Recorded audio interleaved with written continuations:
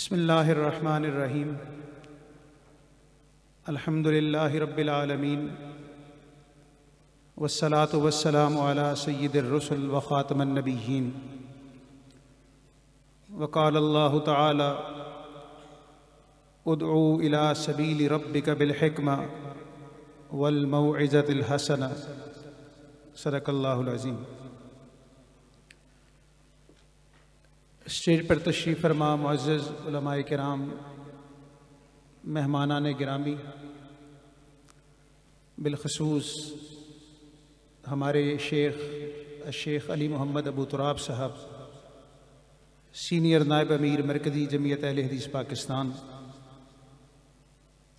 و دیگر مہمانان گرامی اور انتہائی معزز حاضرین کرام، حضرات، امر واقعہ تو یہ ہے کہ یہ علماء اور مشائخ کی مجلس ہے، اور میری حاضری بھی اسی نیت سے تھی کہ علماء کی زیارت ہوگی اور ان کو سننے کی سعادت نصیب ہوگی۔ اور میں دیکھ رہا ہوں کہ سامنے تشریف فرما مہمان بھی، ان میں بھی کافی علماء کرام تشریف فرما ہیں، تو ایسے موقع پر مجھ جیسا کم علم کیا گفتگو کرے، یہ سمجھ سے باہر ہے میری تو۔ لیکن بہرحال چونکہ یہ پروگرام اہل حدیث یوتھ فورس راولپنڈی سٹی کے زیر انتظام ہو رہا ہے، تو انہوں نے تنظیمی تقاضوں کے مد نظر مجھ ناچیز کو آپ کے سامنے لا کھڑا کیا ہے، اور میں دل کی گہرائیوں سے مبارکباد بھی پیش کرتا ہوں اہل حدیث یوتھ فورس راولپنڈی سٹی کے ساتھیوں کو، بالخصوص قاری عبدالوکیل غازی صاحب ہیں، ساجد الرحمان صاحب، ولی الرحمان غازی صاحب، اور ان کے دیگر رفقا، کہ انہوں نے ایک کوشش کر کے، محنت کر کے راولپنڈی کی سطح پر جو چھایا ہوا جماعتی جمود تھا اس کو توڑنے کی کوشش کی ہے، اور یہ مسلسل دوسرا سال ہے کہ ان کا یہ پروگرام ہو رہا ہے، اور بڑے اچھے انہوں نے عنوان کو چوز کیا ہے، اور دعوت اور اصلاح کے غرض سے یہ پروگرام جو ہے انہوں نے انعقاد پذیر کیا ہے۔ تو میں ان ساتھیوں کو خراج تحسین بھی پیش کرتا ہوں، ان کو مبارک بھی دیتا ہوں، اور میں امید کرتا ہوں، بلکہ میں اس شعر کے ساتھ ان کی حوصلہ افزائی کرنا چاہوں گا اپنے ساتھیوں کی، کہ میں نے ہی توڑا ہے یہ سہما ہوا سناٹا، کوئی آواز نہ تھی میری نوا سے پہلے۔ تو یہ پنڈی میں جو پروگرام ہو رہا ہے، میں خود بنیادی طور پر پنڈی سے میرا ننیال ہے، تعلق ہے، اور میں 10 سال سے یہاں اسلام آباد پنڈی میں ہوں، تو میری یادداشت میں کوئی جماعتی پروگرام نہیں آ رہا جو جماعت کے پلیٹ فارم سے ہوا ہو یا یوتھ فورس کے پلیٹ فارم سے ہوا ہو۔ تو بہرحال ان ساتھیوں نے وہ جمود توڑا ہے، تو میں ان کا شکریہ بھی ادا کرتا ہوں اور ان کو خراج تحسین بھی پیش کرتا ہوں، اور میں امید کرتا ہوں کہ اگر ان کے اس دعوت خیر میں کوئی کمی ہے، کوئی کوتاہی ہے، تو وہ اس کو بھی دور کریں گے، اور انشاءاللہ مزید محنت کر کے مزید ساتھیوں کو ساتھ میں لا کر اس سلسلے کو مضبوط اور توانا کریں گے انشاءاللہ۔ حضرات، اس کانفرنس کا عنوان جو ہے وہ پیغام مصطفیٰ صلی اللہ علیہ وآلہ وسلم کانفرنس ہے، اور نبی پاک صلی اللہ علیہ وسلم کی بعثت کے مقاصد میں جہاں بنیادی مقصد یہ تھا کہ وہ اللہ تعالیٰ کے نازل کردہ احکامات، دین اور شریعت ہم تک پہنچائیں، وہاں دوسرا مقصد یہ بھی تھا کہ ایک ایسے معاشرے کی بنیاد رکھی جائے جو روئے زمین پر بہترین قوم اور گروہ ہو، وہ گروہ جہاں اللہ تعالیٰ کے احکامات کی پیروی میں، عبادات میں، توحید میں، رسالت میں بہترین ہو، وہاں معاشرتی مسائل میں بھی، یعنی اپنے اخلاق میں، اپنے معاملات میں، اپنے لین دین میں، اپنی عزیزداری میں، اپنے معاشرے کے دیگر لوگوں کا خیال رکھنے میں، اس میں بھی وہ گروہ بہترین ہو۔ اور یہ بات جو ہے وہ ناقابل فہم اس لیے نہیں کہ نبی پاک کی دعوت کے نتیجے میں کچھ ہی سالوں میں ایسا گروہ حضرات صحابہ کرام کی صورت میں پیدا ہوا جنہوں نے اس آئیڈیا کو، اس آئیڈیلزم کو عملی شکل دی، اور معاشرے نے وہ وقت دیکھا کہ عرب کے بدو، جو بدو کہلاتے تھے، جو ایک دوسرے کے خون کے پیاسے تھے، جو معاشرتی طور پر جو ہے وہ ٹریک سے اترے ہوئے تھے، لیکن جب انہوں نے نبی کریم کی دعوت کو قبول کیا تو وہ بہترین سوسائٹی کی شکل اختیار کر گئے، اور اللہ تعالیٰ نے دنیا اور جہاں کی کامیابیاں جو ہے ان کے قدموں میں نشاور کر دی۔ اور یہی وجہ ہے جب غالباً، اگر میں نام نہیں بھول رہا، ولیم ہنٹ مین اس کا نام تھا، جب اس نے دنیا کی 100 بہترین شخصیات پر ایک کتاب لکھی کہ دنیا کی جو 100 بہترین شخصیات ہیں وہ کون ہیں، تو اس کے دیباچے میں اس نے لکھا، اس کے مقدمے میں لکھا کہ میں مجبور ہوں، میرے پاس اس کے علاوہ کوئی چارہ نہیں ہے کہ جو دنیا کی سب سے بہترین شخصیت جس کو میں نمبر 1 پہ رکھنے پہ مجبور ہوں وہ جناب رسالت مآب صلی اللہ علیہ وسلم کی شخصیت۔ کیوں؟ اس نے وجہ لکھی، اس نے کہا لوگ آتے ہیں، لوگ اپنے اپنے معاشرے میں مصلح کا کردار ادا کرتے ہیں، لیکن جب وہ لوگ دنیا سے چلے جاتے ہیں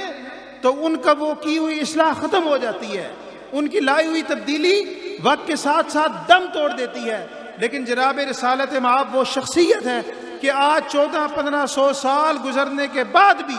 آج کا مسلمان جس نے نبی کریم کو نہیں دیکھا، جس نے براہ راست ان سے استفادہ نہیں کیا، ان تک صرف نبی پاک کی حدیث اور ان کا پیغام پہنچا، لیکن آج کا مسلمان بھی نبی پاک کو اپنے لیے اسوہ حسنہ سمجھتا ہے اور یہ کوشش کرتا ہے کہ میں وہ طریقے پر چلوں جو نبی پاک صلی اللہ علیہ وسلم کا بتلایا ہوا طریقہ تھا۔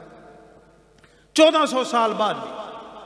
کوئی بھی مصلح جو ہے وہ اس کے فالوورز کی تعداد نہ اتنی ہے، نہ اس کے فالوورز 1300-1400 سال بعد اس کو فالو کر رہے ہیں۔ بڑی بڑی شخصیات دنیا میں آئی ہیں، اور حضرات نبی پاک کی زندگی کے جہاں دیگر بہترین پہلو ہیں، وہاں آپ کی زندگی کا ایک بہت اعلیٰ اور مثبت پہلو جس کو آج میں سمجھتا ہوں ہمیں اپنانے کی ضرورت ہے، وہ حکمت ہے۔ جس طرح میں نے آیت مبارکہ آپ کے سامنے پڑھی کہ اللہ پاک نے اپنے نبی کو حکماً یہ کہا کہ اے میرے نبی ان کو بلائیے اپنے رب کے راستے کی طرف، ادعو الی سبیل ربک بالحکمہ والموعظۃ الحسنہ، حکمت کے ساتھ، دانائی کے ساتھ، اچھے طریقے سے۔ آپ کثرت سے علماء کرام تشریف فرما ہیں، اور جو میں سمجھتا ہوں کہ ہمارے معاشرے سے جو چیز مفقود ہو رہی ہے، آہستہ آہستہ ختم ہو رہی ہے، وہ حکمت ختم ہو رہی ہے۔ اور دعوت دین میں حکمت جو ہے اس کا بنیادی اسلوب ہے، اس کا بنیادی کردار ہے۔ آپ کسی کے اوپر دین کو مسلط کریں گے، کسی پر تھوپنے کی کوشش کریں گے تو ہو سکتا ہے وقتی طور پر اس کا اثر ہو، لیکن لانگ رن میں مستقل بنیادوں پر اس کا اثر نہیں ہوگا۔ حکمت کے ساتھ، اور جب اللہ پاک نے حکم دیا حضرت موسیٰ کو کہ جاؤ فرعون کے پاس اور اس کو، تو کیا فرمایا؟ وَجَادِلْهُمْ بِالَّتِي هِيَ أَحْسَنُ، کہ بے شک فرعون جو ہے وہ بدترین نافرمان ہے، بدترین سرکش ہے، لیکن میرے موسیٰ آپ اس کے پاس جا رہے ہیں، آپ نے فرعون سے بھی اچھے طریقے سے بات کرنی ہے، اچھے طریقے سے اس کو بلانا ہے۔ تو آج ہمارے ہاں یہ چیز، ہمارے جو مصلح ہیں معاشرے کے، وہ کسی بھی صورت میں ہوں، چاہے وہ علماء کرام کی صورت میں ہوں، چاہے وہ خطباء کی صورت میں ہوں، چاہے واعظین کی صورت میں ہوں، چاہے عام مسلمان ہوں۔ جس طرح بہت سے میرے دوست ہیں جنہوں نے آپ کو یہاں پر اکٹھا کیا آج اسی نیت کے ساتھ کہ آپ کی، میری، ہم سب کی اصلاح ہو سکے، مشائخ کو بلایا ہے، لیکن جس کو بلانا ہے اس کو اچھے طریقے سے بلانا ہے۔ عام اور خاص میں فرق ہے، شعور اور بے شعور میں فرق ہے، عورت اور مرد میں فرق ہے، پڑھے لکھے اور ان پڑھ میں فرق ہے۔ تو آپ نے یہ فرق ذہن میں رکھ کر سب کو ایک ہی لاٹھی سے جو ہے وہ ہانکنے کی ضرورت نہیں ہے۔ ہو سکتا ہے ایک بندہ ہے، اس کا ذہنی لیول اتنا ہو کہ آپ کی بات اس پر فوری اثر کر جائے، لیکن یہ بھی ہو سکتا ہے کہ ایک بندے کا مینٹیلٹی یا اس کا مائنڈ سیٹ ایسا ہو کہ اس کے پاس آپ کو بارہا جانا پڑے، اور پھر آخر میں یہ بات یاد رکھیں کہ نتائج اللہ تعالیٰ کے ہاتھ میں ہے، رزلٹس اللہ تعالیٰ نے دینے ہیں۔ ہو سکتا ہے آپ کی محنت، آپ کی تبلیغ کارآمد ہو، اور ہو سکتا ہے نہ ہو، ہدایت من جانب اللہ ہے۔ ہمارے ذمہ لیس للانسان الا ما سعی، ہمارے ذمہ صرف اور صرف کوشش کرنا ہے، لیکن وہ کوشش اچھے طریقے سے ہونی چاہیے، وہ کوشش حکمت برے انداز میں ہونی چاہیے۔ میں آپ کو، اگر آپ برا نہ مانیں ہے تو مطلب میں یہ بات کرنا نہیں چاہتا، لیکن صرف اصلاح کے غرض سے میں یہ آپ کے سامنے رکھتا ہوں، اور اس کو نیوٹرل لے کے اصلاح کے غرض سے دیکھیے گا۔ بہت سے میں نے پروگرام اٹینڈ کیے ہیں، ظاہری بات ہے کرواتے بھی ہیں، اٹینڈ بھی کیے ہیں، تو ہمارے خطباء، ہمارے واعظین جب سنت مطہرہ کا تذکرہ کرتے ہیں، آقا کی سنت کا، تو 99% کا جو ہے وہ اصرار داڑھی پر ہوتا ہے کہ نبی پاک کی سنت داڑھی ہے اور آپ اس کو معاف کر دیں، جو کہ بہت اچھی بات ہے اور اس سے کوئی انکار ممکن نہیں ہے۔ اللہ پاک جس نے سنت رکھی ہے بہت اچھی بات ہے، جس نے نہیں رکھی میرے سمیت اس کو توفیق عطا فرمائے، میں یہ بات پہلے کہتا ہوں۔ لیکن میں نے کسی کے منہ سے نہیں سنا کہ انہوں نے کہا او دوستو وعدہ نبھانا بھی سنت ہے، ہمسایوں کا خیال رکھنا بھی سنت رسول ہے، یتیم کے سر پر دست شفقت رکھنا بھی سنت رسول ہے، ناپ تول میں کمی نہ کرنا بھی سنت رسول ہے۔ یہ ساری سنتیں میں نے کسی کے منہ سے نہیں سنی کہ انہوں نے کہا ہو اے معاشرے کے رہنے والے لوگوں یہ بھی سنت مطہرہ ہے، اس پر بھی عمل کرنے کی ضرورت ہے۔ کیا یہ سنت نہیں ہے نبی پاک کی؟ یہ بھی سنت ہے، لیکن اس پر ہمارا جو ہے وہ زور نہیں ہوتا۔ تو صرف بیان کرنے کا مقصد یہ ہے کہ ایک بات پر فوکس نہیں ہونا چاہیے۔ مجھے شیخ ابو تراب صاحب جانتے ہوں گے، جماعت کے ایک ہمارے بزرگ گزرے ہیں شیخ منظور صاحب، جماعت کے اللہ تعالیٰ ان کو غریق رحمت کرے، بڑے نیک آدمی تھے اور جماعت کے ساتھ بڑی محبت ان کی تھی۔ تو ظاہراً وہ کلین شیف تھے، ظاہراً کلین شیف تھے، لیکن میں نے ایک نہیں متعدد لوگوں سے سنا ہے کہ وہ بندہ روزانہ کی بنیاد پر تہجد گزار تھا، روزانہ کی بنیاد پر۔ اور ماشاءاللہ انہوں نے لاہور میں مسجد بنائی جماعت کے لیے، دیگر بے بہا انہوں نے کام کیے، اور ان کے جو نیکیاں ہیں وہ آج بھی بیان کرنے والے بیان کرتے ہیں اور ہم لوگ سنتے ہیں۔ تو ظاہراً کسی کی شکل سے ہم لوگ جو ہے وہ ظاہراً ججمنٹل ہو جاتے ہیں کہ یار یہ بندہ یہ کلین شیو ہے، اس نے پینٹ شرٹ پہنی ہوئی ہے، یہ دفتر میں جاب کرتا ہے، یہ ہماری فیلڈ سے باہر ہے، اس کو تبلیغ کرنے کا کوئی فائدہ نہیں ہے، یہ ویسے ہی جو ہے وہ راہ راست سے اترا ہوا ہے۔ ہم لوگ یہ ججمنٹل ہو جاتے ہیں، لیکن ہو سکتا ہے کہ وہ بندہ اللہ کے ہاں ہم سے زیادہ مقبول ہو۔ حدیث ہے نا کہ ان اللہ لا ينظر الى صورکم واموالکم ولکن ينظر الى قلوبکم واعمالکم۔ اللہ تعالیٰ تمہاری شکلوں کو نہیں دیکھتا ہے، نہ تمہارے مالوں کو دیکھتا ہے، اللہ تعالیٰ تمہارے اعمال اور تمہارے دلوں کو دیکھتا ہے۔ تو دلوں کے حال تو اللہ جانتا ہے، کون اللہ کے قریب ہے یہ اللہ بہتر جانتا ہے۔ تو ہمیں ججمنٹل نہیں ہونا چاہیے کہ یار یہ بندہ، جائیں اس تک، آپ کا اگر آپ کے جانے سے اس کو ہدایت ملتی ہے نہیں ملتی، وہ آپ سے متاثر ہوتا ہے نہیں ہوتا، آپ کو آپ کی محنت اور کوشش کا صلہ ملے گا۔ اور دین سے ہٹ کر بھی روزانہ کی بنیاد پر ہمارے ہاں، میری ایک آبزرویشن ہے، جنرل آبزرویشن ہے، شیخ ابو تراب صاحب ہو سکتا ہے آپ میں سے اکثر جو ہے وہ اس سے اتفاق نہ کریں، ہمارے ہاں جو لوگ زیادہ دیندار ہوتے ہیں نا، مطلب نماز کے پابند ہوں گے، عمرے بھی کریں گے، حج بھی کریں گے، سب کچھ کریں گے، لیکن پتہ نہیں کیا وجہ ان کے مزاج میں سختی ہوتی ہے۔ قدرتاً بات ہے، میری اللہ کری آبزرویشن غلط ہو، لیکن میں نے دیکھا ہے کہ مزاج کے سخت ہوتے ہیں، پتہ نہیں کیوں ہے۔ وہ مسجد میں بھی آپ کو ایسے لوگ نظر آئیں گے کہ ہر آتے جاتے والے کو جھاڑتے رہیں گے، وہ آئیں گے اذان سے بھی پہلے آئیں گے، سب کچھ کریں گے، لیکن آنے جانے والوں کو جھاڑ پوچھ بھی کرتے رہیں گے کہ یار تھوڑا سا، تو مزاج میں سختی ہوتی ہے، پتہ نہیں ایسا کیوں ہے۔ لیکن مزاج کی نرمی جو ہے یہ یقین کریں مزاج کی سختی شہد کو بھی زہر بنا دیتی ہے، اور مزاج کی نرمی جو ہے وہ زہر کو بھی شہد کر دیتی ہے۔ تو مزاج میں نرمی ہونی چاہیے، بلکہ قرآن پاک کی آیت مبارکہ ہے ادفع باللتی ہی احسن فاذا الذی بینک وبینہ عداوہ کأنہ ولی حمیم، کہ اگر آپ معاملات کو اچھے طریقے سے نظر انداز کریں گے، آپ کے مزاج کے برخلاف کوئی چیز ہے آپ اسے نظر انداز کریں گے، آج وہ بندہ جو آپ کا دشمن ہے، آج آپ کو برا لگتا ہے، ہو سکتا ہے کل کو وہ آپ کا بہترین دوست بن جائے، کل کو وہ آپ کو جان سے پیارا دوست بن جائے۔ اور میں سمجھتا ہوں اگر ہم اس ایک آیت مبارکہ کو اپنے لیے مشعل راہ بنا رہے، روزمرہ کے معاملات میں ہم نرمی اختیار کر لیں، ہم حکمت اختیار کر لیں، تو میرا خیال ہے کہ معاشرے کے آدھے مسائل جو ہے وہ حل ہو جائیں گے۔